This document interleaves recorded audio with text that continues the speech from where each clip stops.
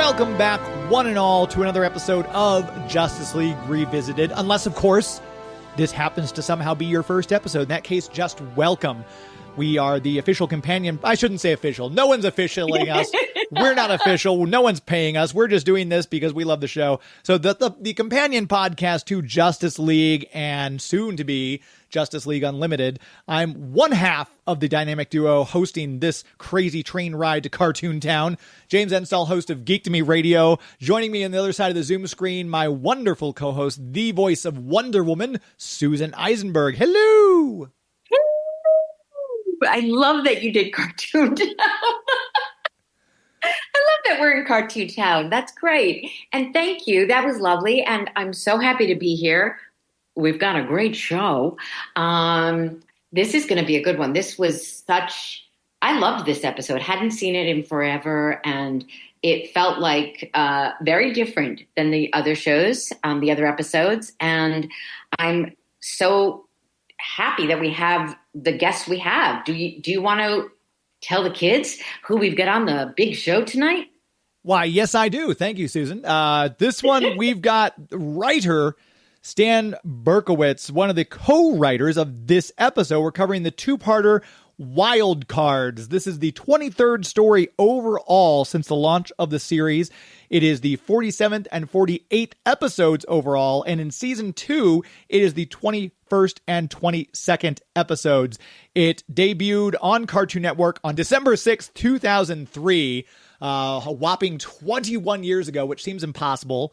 And right. We're going to ask our guest, Stan Berkowitz, for all the details, and I'm sure he'll recall them all with perfect clarity because it's only 21 years ago. Oh, like yesterday. And the cast in this, I mean, huge, power-packed, I have to say. I'm not in this episode, missed me, but there are so many wonderful performances in this episode and a huge, talented cast of characters. And I mean, do we have enough time to list who's in this episode?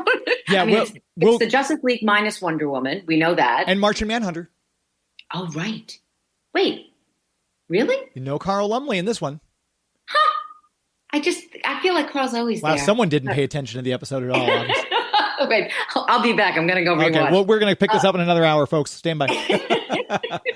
Okay, so do we have time to mention all these fabulous guest stars? We've got, as the bookie, which was the standout role for me, John C. McGinley, who obviously was also the voice of Ray Palmer, the Atom, in Justice League Unlimited. We've got the Joker, which is why this episode feels different, because it's a Joker episode. I'm sure we'll cover that with Stan once we get into it. Mark Hamill reprising his role. The great Arlene Sorkin as Harley.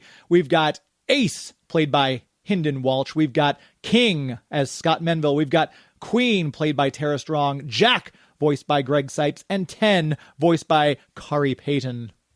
Okay, that's a lot of people and a lot of talent. Yeah, there's a lot to go through, and so with that said, let's bring in our guest, the writer of this and several other episodes. He's been on the show before, and hopefully you've checked out his new book. We'll let him tell you more about that. Stan Berkowitz, thank you for being on again. Hi, how are y'all? Good. We're good. Tired, but good. How are you doing this holiday season? I'm okay. You're hanging in? Hanging in. Okay, good.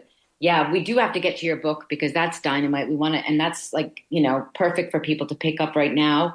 But boy, this episode, Stan, now it says you and Dwayne, so we need to figure out that too. But boy, was this such an entertaining, and I got to say, Mark Hamill, I don't even know what to say. He's so damn good, it's not even funny. I mean, he was so brilliant in this episode and carried the episode. I mean, it's his episode, yes. Right? Yes, it is. But we have also had a lot of other brilliant voice actors. Oh, every one of them. I mean, I have to say, I'm so sad I wasn't in it. I kept it's been a while since I saw this episode, and I just kept thinking, wait, what, hello? Where's Wonder Woman? Oh, it was one of those episodes where we couldn't have everybody. So I got the boot, and I didn't get the boot. This was so damn good. We couldn't fit them all in. I know. Plus, we had that romantic thing at the end that we had to cover.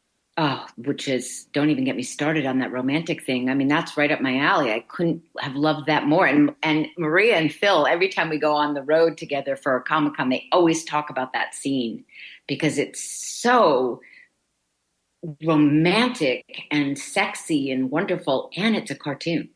So talk about bringing all of that stuff to life. James, where do you want to start with our honored guest? I'm curious, Susan, you kind of touched on it. This was co-written because it's got Stan Berkowitz and the late, great Dwayne McDuffie, which anytime you see Dwayne's name on a script, you know you're in for a fantastic episode. So, Stan, my question is, how did the collaboration between the two of you come about, and how were the writing duties on this one split? Honestly, I don't remember all the details, but I will tell you how a standard collaboration works versus, this is called an ampersand collaboration versus an AND collaboration. If you see AND on a script, at least according to Writers Guild rules, it means that the writers wrote separately. One rewrote the other. When you see the ampersand, as it is with this one, it means me and my buddy Dwayne wrote it together. Which is exactly what happened. We both had offices at Warner's, and, we hung out all the time, usually at lunchtime and often sitting around talking about stories. I don't remember the exact division of scenes, but usually what happens is that the outline is talked out between the two writers, just sitting chatting in one's office or the other. Someone will type up a rough outline, and then it becomes more detailed. That gets approved. And once the outline is approved, then the two writers will divide the scenes amongst themselves. If they have a particular desire to write a certain scene, the other partner will say, okay, fine, you write that one. I'd like to write this one. And that's generally how it worked. I watched it. I don't remember which scenes I wrote and which ones Dwayne wrote. Honestly, I cannot remember. I couldn't get over how funny it was. I couldn't get over the level of humor that came out of Mark Hamill's character. But everybody, but especially Joker. Like, it was, his lines were as good as anything in terms of comedy. It was based on those reality shows, a reality competition show. Right. But of course, drop the Joker in and see what happens. Yeah, so many of the Joker's lines, everything. I was trying to remember chronologically when this episode may have fallen between Batman Adventures, Batman Beyond, everything else that was coming out. Was this the first time, Stan, that you got to write dialogue for the Joker? No, it couldn't have been. That's why I was kind of thinking it couldn't, but then at the same time, I'm like, well, this would have been pre-Batman Return of the Joker. No, yeah, it would have been pre-Bat. No, I'm having a hard time. Sorry, ignore me. No. When we did the continuation of the Batman animated series, right? There are a whole bunch of ones there, including The World's Finest. Oh, that's right. Yeah. Okay. So I wrote a lot there. And again, remember though, with that one, with the World's Finest episode, I was working off the outline that Alan and Paul, I believe, wrote. So when they write an outline, it's extremely detailed, and there's a lot of dialogue that came directly from their outline and into the script. Joker's very, very hard to write for because everybody says, "Well, Joker's insane." He's not. You tell me, how is he crazy? How is he mentally ill that any jury would convict him, would get him off on an insanity plea? I just don't see it. I've never seen that. Huh. Well, you know what's, look, to get a little personal here, I had an in-law who was paranoid schizophrenic. That classic textbook paranoid schizophrenia, where you might go into a library, pull out a book, and think within the book there are secret messages to you.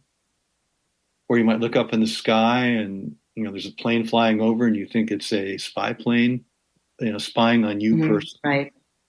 or you think, you might have had some experience, meeting these people in real life. Mm-hmm. They have very sad endings, and they tend to be isolated. They're, as the one I know was, and they often die alone. Mm. But the point is that they're not attached to reality, and that is why genuinely psychotic people can get off in a court on a murder case or some other case. Mm-hmm. How is Joker not attached to reality? There was a theory posited. I can't remember if it was. Gosh, was it Brian? I can't remember who wrote the story, but focused that actually they posited that Joker is actually hyper sane, and his sanity is so focused that to the average person it makes him seem insane. I don't know how you feel about that kind of theory, but there's also that great run in Legends of the Dark Knight where they put him in Ra's al Ghul's labyrinth pit, and he comes out and he's just like the nicest guy. Oh my gosh, what have I done? And his mental faculty's been realigned, and where Ra's usually comes out insane and just crazy, Joker actually came out remorseful for the things he'd done and had the opposite effect. So it's very interesting you bring up that point, though. Well, he's hard to write for. I mean, he's a bad person. He's a bad person who enjoys being bad. But, where is he detached from reality? I never saw it. I mean, he's a guy who likes being bad and is resentful of Batman. Right. Obviously. In the Jack Nicholson version, it was that Batman had caused the injuries that turned him into the Joker. But he despises Batman and is always trying to harm him. Now, one could argue that that's not productive, nor is it ever productive. One could, yes. It never works. I mean, you could say he's foolish. He's foolish for trying to do that, but he's not detached from reality. And for the sake of his ego, he is trying to hurt Batman. Usually, in this episode, we suggest at the end, spoiler alert, that he wants everyone else to be crazy, like him. But the craziness we see when Batman is affected by the child's psychological power is not the world that Joker sees. Joker sees the real world.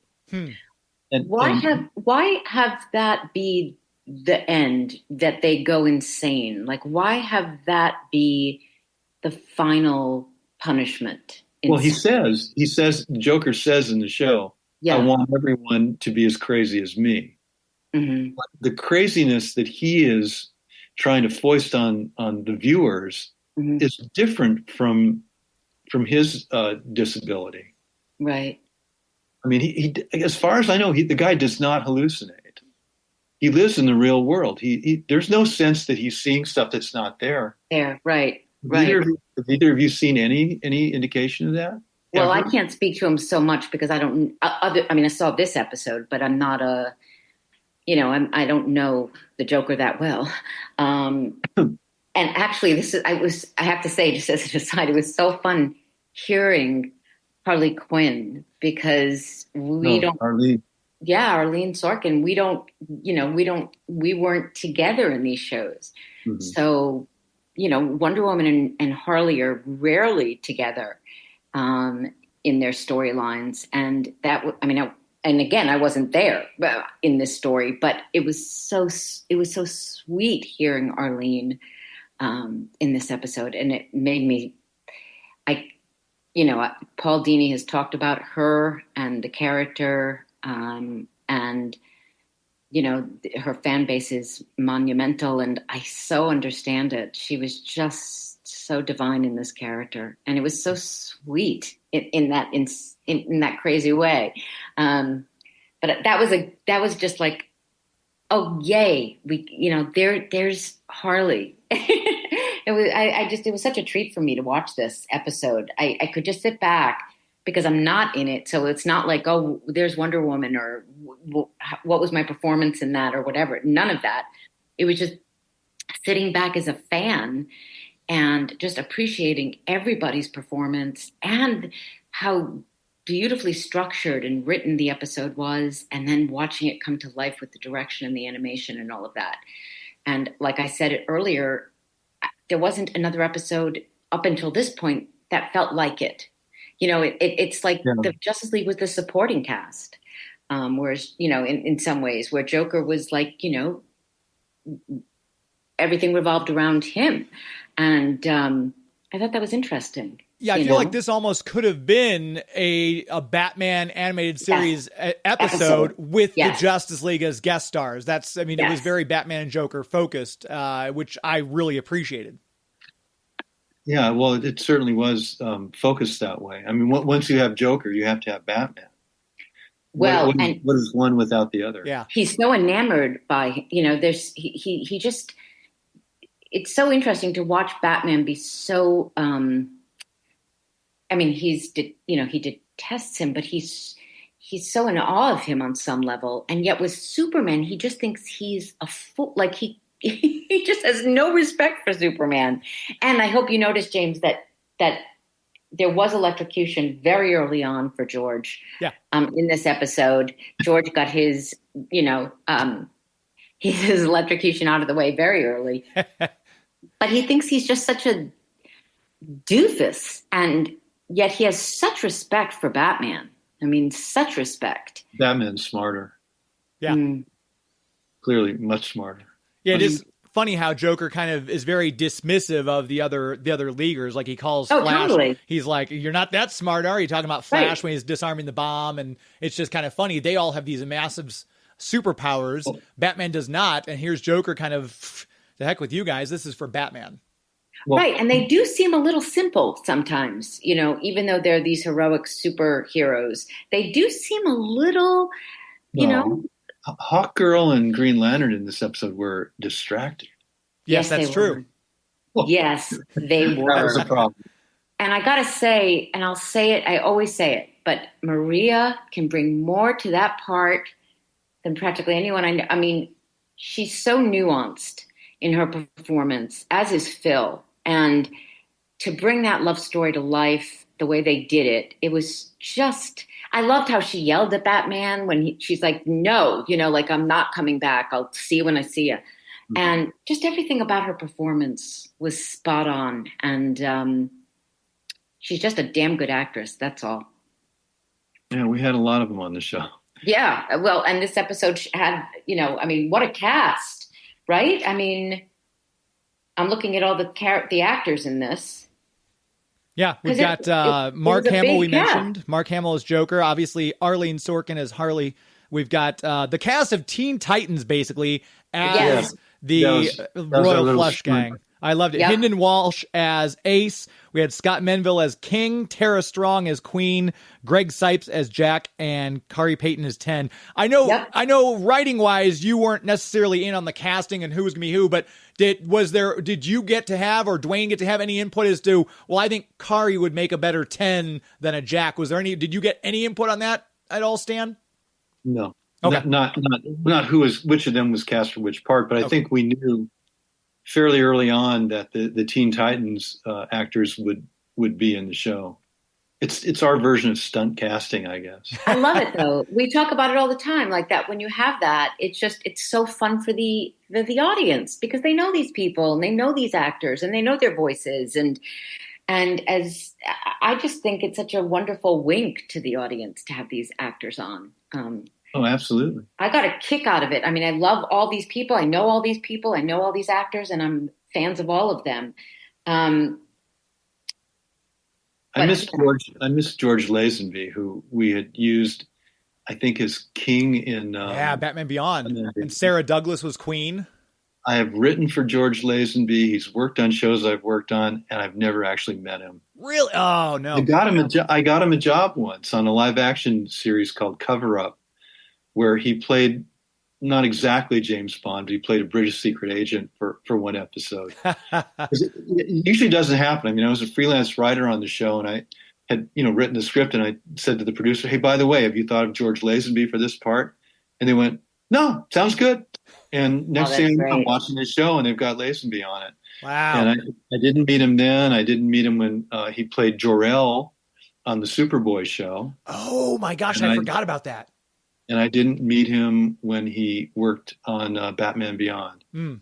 There you go. 2 ships in the night. Well, one of these days he's still around. He's could happen still. Yeah, he's retired.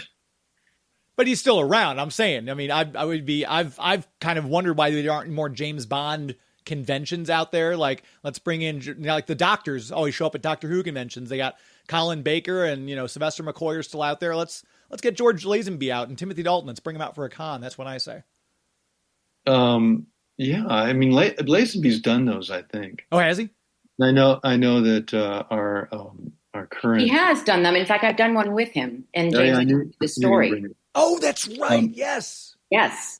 And speaking of conventions, I will be, along with Dan Reba, at the Portland Fan Expo the weekend of January 24th. January 24th in Portland. So put that on your calendars because you can doubtlessly, if you haven't already purchased it, you can get Stan's book, Beyond the Bat, Secrets of a Superhero Scribe, which I have in my hands right here. Signed by Stan graciously. Such a great book. And obviously you're listening to this right now. It's Christmas Eve. But you know what? Some of you celebrate Boxing Day. Go out and order it on Amazon real quick and give it to someone for Boxing Day if you celebrate that particular holiday. But it's such a great book. And anyone who listens to this show should own a copy. It's so good. Illustrated by Dan Reba. Yes. So we'll both be up there in Portland. And then the dynamic duo in Portland, kids. You don't want to miss them. In late March, we'll be in Kansas City. Wow. Oh, is that for Planet Comic Con? I think so, yeah. That's right up the road. With Mr. James Fletcher's Heroic Fine Arts booth. Oh, perfect. Which I know that you're familiar with. Yeah. Yes, we both are. Yeah, I guess I'll have to make that drive down Highway 70, and I'll have to go to Planet Comic Con because I've not met you in person yet, Stan. Oh, you're just on the other side of the state. Yeah, so right? I'll be there for sure, knowing that you're going to be there. I've not had the chance to meet you in person, so that'll be scratched off my list for 2025. Late March. Oh, that's so sweet. I love that. Getting back to this episode, I did have a note that I was curious about when you break the fourth wall in this show a lot. No. The fourth wall it's a TV show that we're right, but it's so fun to see the characters look at us, the audience. I just loved that device. It just worked so well with the television and the clock. The clock in the screen with the bombs. I just love the little devices. There were so many details that were incorporated into this script that as a viewer, and not even like, it's not like I know the history of all these characters, but as I know the shows, it was so entertaining. I mean, didn't you just find this one, like, some of them are more dramatic? This one just made me laugh out loud. And I just was like, this is such a fun episode. I had to go back and watch the second part again because I've got, as Susan and I both do, I've got my notepad. I'm taking notes on the show. By the time I was about 2/3 of the way into the first half of the 2-parter, I realized, oh crap, I haven't taken a single note. And I had to go back and rewatch the entire second part because I was just so drawn into the episode. It was so good. It was so good. And like, I love that thing where they'd like, let's go to the slow-mo. And they do the slow. I mean, come on. That just is so funny, that stuff. Like adult humor. Yes, adult humor. Some of it had to get cut out. There was a line I remembered. I was looking forward to seeing it. And then I think it was actually spoken during the recording session, but was not in the version I saw, where he talks to a bookie very briefly. Yeah. Uh-huh. Yes. And the bookie says, well, the smart money's on Joker. It was something like that. Yeah. And then the bookie continues, at least he did in the script I worked on. He continued by saying, even the stupid money and the mildly retarded money is on Joker. Oh, right. So I'm not sure where that was. I'm not sure where the loss was. It might have been in the editing, or it might have been later. I mean, you guys don't remember that line, do you? No. I remember it because I gave Dwayne, when Dwayne saw it, on the page, he started laughing. But of course, you know what the problem is now. You Right. can't yeah. say that. Oh yeah. Well, I was going to ask, because you're very cheeky with your writing and the open, and we zoom in on the watchtower and we hear Phil and Maria having a conversation, Yes. which could be interpreted as they are having relations. I'll keep it PG for any kids listening to this podcast, but Yeah, that's not even PG, James. Well, I don't know where you define your PGs, but that's not even PG. But okay, sure, relations. Is it more or less? Yes, Is it but more or less? I was curious, was that dialogue tweaked at all? I had that as a note. I'm like, I wonder if the envelope was pushed a little further and someone said, no, we can't really say that. Do you remember off the top of your head, Stan, about that opening dialogue? No, we're careful about that. I mean, we know what we can get away with the audience and what we can't get away with. Bear in mind, we still, as a children's audience, and you don't want to be over their heads, Right. Because otherwise they're just going, well, what is this thing? Right. And then the parents are stuck watching it by themselves. And by the way, that's what happened a lot, from what I understand. And they ignore our ads for children's stuff. Right. At the very end, too, the very final thing comes to that little button, the old lady in the casino that Joker focuses on for a minute. Yes. And she's still sitting there when Flash gets blown through the jackpot machines. But then they finally kiss. We've been building to this Hawk Girl, Green Lantern relationship. And I love it. It's dark and you hear, about time. And then they cut back to the lady. That was brilliant, too. I love that little button on the end. And the woman, the woman who will not leave the slot, like we know that woman sitting there no matter what. My mother-in-law. It wasn't I'm not talking about the actress, but I did take my mother-in-law to a casino here in the Southern California area. Yeah. And she just magnetically drawn to the slot machine and just stayed there for hours. Right. Oh, that's so funny. Wow. Yeah. I just love that little, just that little piece that was so good. And then to come back to it at the end and just that line, I see a man and a woman, and then he takes off the mask. I mean, just, cut to the waves or the train going through the tunnel. It was so good. There's Hawk Girl smoking a cigarette. No, I'm kidding. I'm kidding. But it was so well done. Don't give them any ideas, Right? They were just dynamite, and no concerns about putting two leaguers together like that romantically. That was something that was talked about early on, that they were going to be together. Yeah, it had been brewing for a while among the producers and the writers. Because I think it does make things complicated. I mean, I think you throw men and women together, or I should say straight men and women together, or however the combination is, you're going to have some sparks, right? There's potential for sparks. But it does get in the way of a business relationship or a team relationship.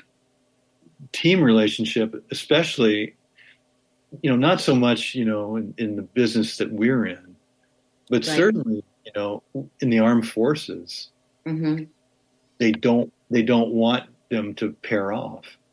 But they do. Because of what happened in the show. That happens in the episode where she makes a bad decision because of the emotion.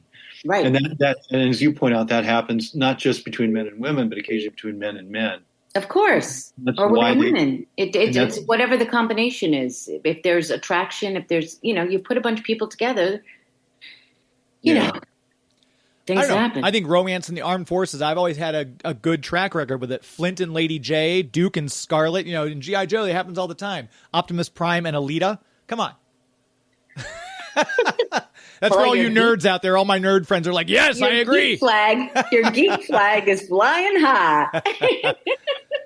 I'm curious with this being, you're bringing in the new Teen Titans cast. You've got the established leaguers, Mark Hamill and Arlene Sorkin are in there. With this being such a great episode, because we all love the final project, do you remember, were there any issues or hiccups, Stan, that you and Dwayne had to work out, or that production said, well, we can't really do this? Do you remember any stumbling blocks in the writing for this one? No, I don't. I mean, everything, because we'd been doing the show for a while, Right. Mm-hmm. and things tend to smooth out after a while. Right. You get into a groove, and the big difference here is that Joker by himself, because he has no superpowers, is not really the ideal villain for the Justice League. So that required a few adjustments, but I thought it worked out pretty well. That he had planted all those bombs. The issue I have is, and I guess it makes emotional sense, is that his big plan at the end was to make everyone crazy. So Right. I guess you could argue. I still think Joker's sane, but I guess you could argue that he certainly feels resentment. I mean, he has emotions, and he felt resentment, and he wanted to feel like he wanted everyone to suffer because of the way he suffered. Mm-hmm. That's the only motivation. Usually, what's the motivation? Acquire power. Motivation of a standard supervillain: acquire power or get money. And neither or revenge. Oh, revenge. Of course, that's the Joker, is revenge. Mm-hmm. And here, I guess it's revenge on the populace in general, because they've all treated him so badly, I guess. Yeah, one could argue he is a sociopath for sure. If he's willing to take out that many people and kill that many people with the large bomb that Flash got out of town, but also he's willing to turn all these people insane just to get revenge on. So there's obviously some sociopathic tendencies there. And a bit of a psychopath too. Yeah. But those people get the death penalty. They don't get off. They don't get off on an insanity plea. Right. Yeah. The joke. I mean, the plan that he organized, putting those bombs everywhere, and some of them are fake, some of them are real. I mean, that takes you can't be distracted by paranoid delusions and still do that effectively. So there's my argument. The Joker's not crazy. And okay, so you want to write your letters, folks, to Mr. Stan. Well, that'll be for our Justice League merch. The T-shirt will have quotes from everyone. We'll have the Joker's not crazy quotes by Stan Berkowitz. That'll be one of our T-shirts we're selling in our merch store coming 2025. We'll see. He's not. He's too effective to be crazy. And I mean, and also in the movies, I mean, he's always got and also for this particular episode, he must have had a group of people, setting those bombs for him. Right. Because that's a lot of bombs. And, he's just one Joker. Can you talk a little? I know we've talked to you before about Dwayne, but because he has such an extraordinary fan base out there, and you're one of the few people who really knows what it's like to write with him, to work with him, to see that creativity in action. Can you just talk a little bit about your time with him on the show a little bit? He was a fountain of creativity. I mean, I worked with him for him. I worked for him on Ben 10. Mm-hmm. And on other shows, he worked for me. But always, consistently, that fountain of creativity wherein you don't turn it off. It is never shut off. I've never seen him run dry, which does happen. I mean, you have these long, well, it's actually better to describe a Ben 10 meeting rather than these, because in this particular episode, we were just partners. I got 50%, he has 50%. Right. So, and we got along. We're two people who get along with each other and respected each other. So no real issues there. On Ben 10, I was working for him on a couple of episodes. And before I started on that show, another writer, Bob Goodman, who you probably know, he said, Stan, if you're going in there, be sure to park in the long-term parking. I just went, oh, God. A 5-hour meeting of trying to manipulate. And yes, the meetings were long. They turned out to be long. But they were always fun because Dwayne never ran out of ideas. There are parts, in story meetings, you come to a point where, well, if we go over here, then that can't happen. So how do we get from that point to that point? And Dwayne would be there, always there. And Glenn Murakami was also always in the meetings with us, the three of us. And Glenn would be doing sketches, and it was great. It was just marvelous to have that level of creativity always coming at you. Or, you know, if you work down the hall from him and you're stuck on a story, you go, knock on the door. Hey, Dwayne, what if da da da da? Oh, I'll do that.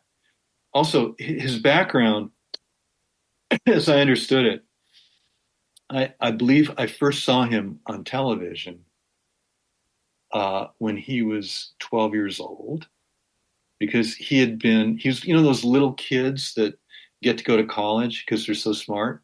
Uh-huh. That was Dwayne. He was one of them. Uh-huh. And he's like this little skinny little kid with glasses and a real frown on his face, and like he was scared. And I think he was with his mom. And they're interviewing him because he had just started at, I think it was either University of Michigan or Michigan State. He's a Detroit boy, so you know. Yeah, I knew that. And it was worthy of being on TV, not just because he's the novelty of a child, you know, a 12-year-old being admitted to college, but also because he was a black 12-year-old. Right. So that was probably around 1975, 76. Right around there. You could do the age thing with Dwayne. Mm-hmm. I'm not sure but I think I'm close. And then when I encountered him later, he was telling me, yeah, I went to college when I was 12, but I was a physics major at 12 in college. But for some reason, just in terms of emotional maturity and getting along in society, he ended up going back to high school, where he became friends with Matt Wayne, who is roughly Dwayne's age, and they became really close friends. So the second time he went to college, when he was the normal age for college, that's when he became a film major. But the important part in doing this stuff is that he knew enough about science to be a really good pseudoscientist. Mm-hmm. Well, how would time travel work, Dwayne? Well, you have to... Which, by the way, comes in very something about time travel. Holy cow. But he could always give, Alan Burnett's good at that too, by the way, mm-hmm. But Alan has to rely on books. It was all in Dwayne's head. Right. Dwayne, he would always come up with some pseudoscientific explanation that sounded just good enough if you say it very quickly and go on to the next scene. Yeah. So that's so funny. It was wonderful. It was wonderful to work with him. And it says so much, Stan, that like you said, you worked for him, he worked for you. I mean, that is not easy to navigate for some people. We dragged him to London once on a show. It was a Bible show called Friends and Heroes, and Dwayne wrote a couple episodes for us. Although I have to say, being dragged to London is not so bad. Being, you know what I mean? Like, of all the places to be dragged to, not bad. But if you're 6'7" and you're forced to sit in economy, it's that's bad. That's bad. That's bad. But it was wonderful. I mean, it was great to travel with him. He never forgave me for the bad hotels I usually picked. Better bad hotels than bad restaurants, in my opinion. I'm notorious for bad hotels. But James, as somebody who has grown up seeing that name, right, on screens, I mean, I knew him not well, of course, but I certainly knew him. He was part of that experience I had at Justice League and Unlimited, but just for a fan like you are, to hear Stan talking about him, I hope that, brings him more to life even, because, we lost him. He was so young. And, like everyone says, he was a genius. You literally. They don't let you into college at age 12. You're not a genius. Right. And to do physics of all things. My brain hurt doing physics in high school. I was like, can we please go on to something else? Right. It's impossible. I can't do them. Yeah, that's amazing. But I think also it's one of those things when I see, again, his name, he is a fan. Phil Lamar has talked about looking through the glass when Dwayne had written something, he'd realize it was in the script, and Phil and Dwayne would share that moment across the glass. He is a fan. That's one of the things, my biggest complaint about some of these, shall remain nameless, comic book properties that are out there right now is they don't seem like they have anyone who is a fan in the writer's room, in the producing room, whatever, making some of these. And that's why these episodes are always so good, especially when you see Dwayne's name attached. Mm-hmm. From a fan's perspective, anyway. That's just me. James, you can name some names. Which properties are you referring to? I don't know. I mean, I kind of judge them one at a time. Looking forward to the new Superman. Oh, the teaser trailer just dropped. You're listening to this on Christmas Eve, but obviously we're recording this on Thursday, and the teaser trailer just dropped. And I will say, I'm excited. I got little tingles. And how cute is Crypto, for crying out loud? Little white fluffy Dougie Crypto. He looks so cute. I'm excited for what I saw. We caught glimpse of Guy Gardner.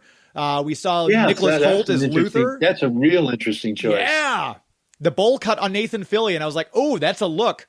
But it's comic accurate, and I'm always happy with that. So, what are we going to call?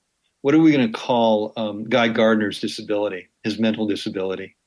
Oh gosh, what is it safe to? What phrase is it safe to use?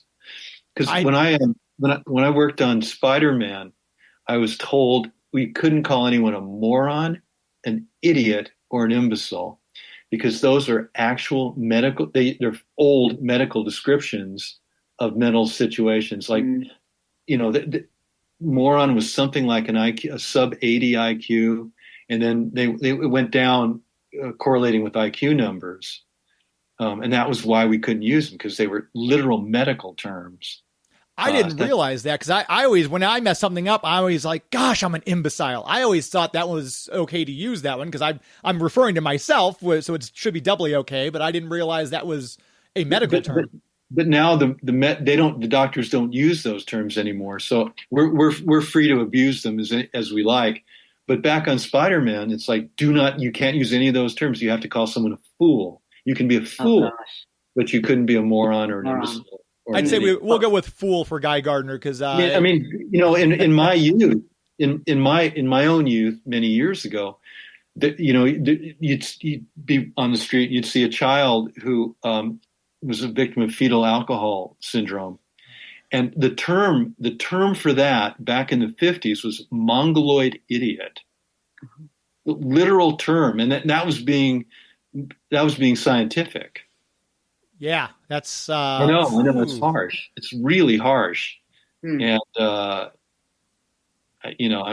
glad. I guess fetal alcohol is a more technical description of the source of it. And hopefully, we're having less of that, because people are now aware. Oh, I'm pregnant. I shouldn't be drinking. So hopefully, that's cutting down anyway. We know a lot more than we did back then. Yeah, we've come a long way. Yes. Yes. And.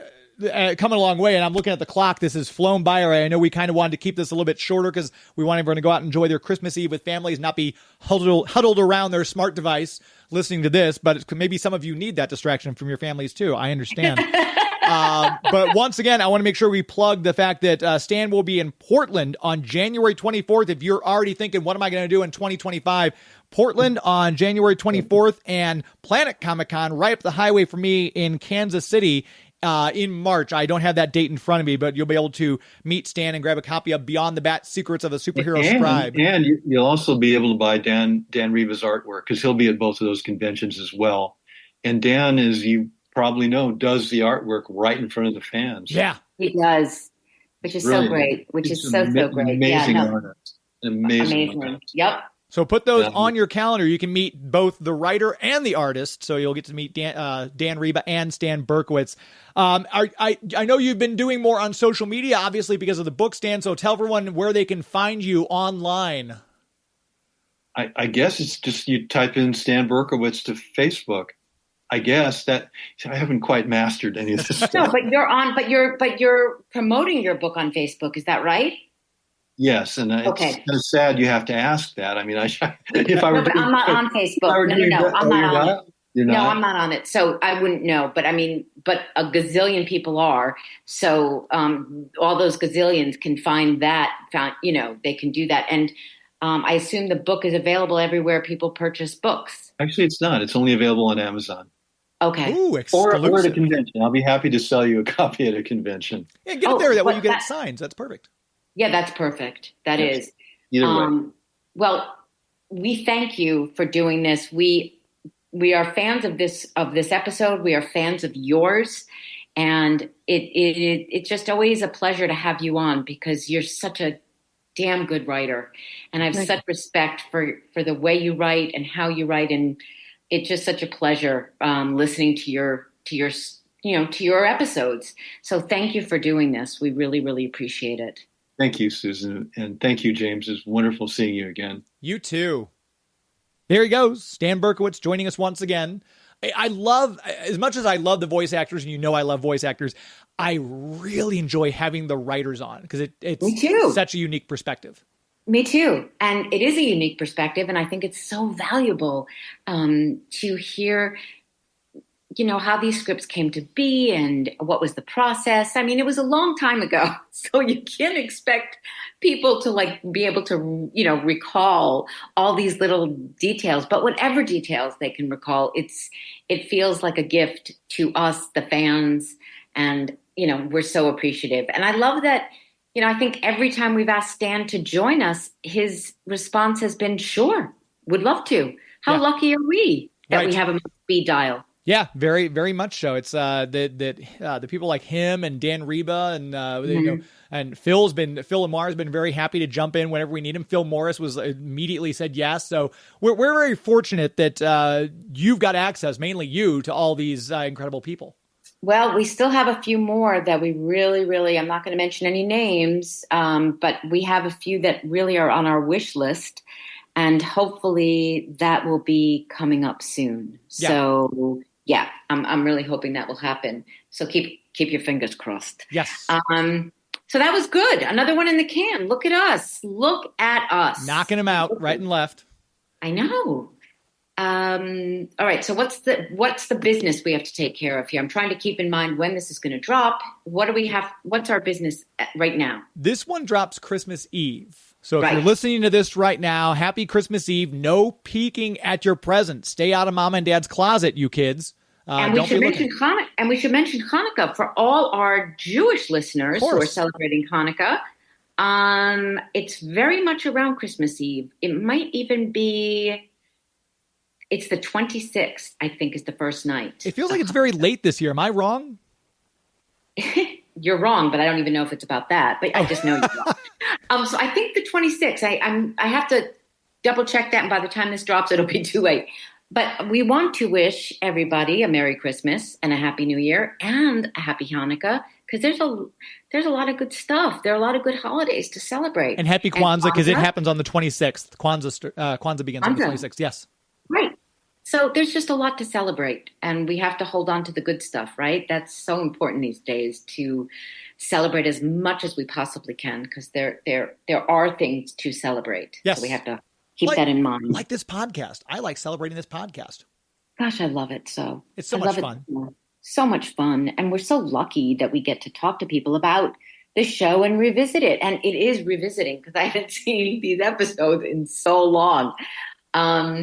All right, so people are going to want to go open their presents. Let's finish this up and let them go. So people can find you where? Yes, I'm pretty much everywhere on most social media sites at Geek to Me Radio, GeekTomeradio on Twitter, on Instagram, Facebook.com/GeekToMeRadio, and of course, YouTube.com/GeekToMeRadio. We do a live radio show every Sunday night, 9 o'clock Central, which is obviously 10 p.m. Eastern, 7 p.m. Pacific. You can tune in and see some of my great guests. We've had a lot of comic book people on lately with a lot of comic books being promoted in the new year. So if you missed any of my shows or haven't listened to my show at all yet and well, let's check out what it's about. He keeps rambling on about it. You can go to youtube.com/GeekToMeRadio or my website, geektomeradio.com, and check out the back catalog of all of the cool shows. I know we mentioned Arlene Sorkin in this one, and we had Diane Pershing and Kevin Altieri and Dan Reba join us right after Arlene passed for a lovely tribute episode to Arlene Sorkin. So maybe you might want to go and check that one out after hearing this particular one if you miss Arlene as much as the rest of us do. But I'm pretty much everywhere. What about you? Well, thanks for asking. So Susan Eisenberg the number 1, and mostly on Blue Sky and Threads and Instagram. I do I know our account is on Twitter still, so I go on there to support that, but I'm mostly on Blue Sky. And I have a website, SusanEisenbergVoice.com, where you can shoot me an email. And you can also find out where I'm going to be in 2025. There's nothing posted there yet, but I will be getting on that soon. And let's see what else. I think that's it, right? Yep. I mean, all right. So listen, everybody out there, thank you. We just could not appreciate you more. And we love doing this. We love that you're listening. We hear your comments. We want you to subscribe to the podcast. We want you to leave us reviews. But mostly we just want you to keep staying tuned, because we've got some great stuff ahead. And for sure, the conversation will continue.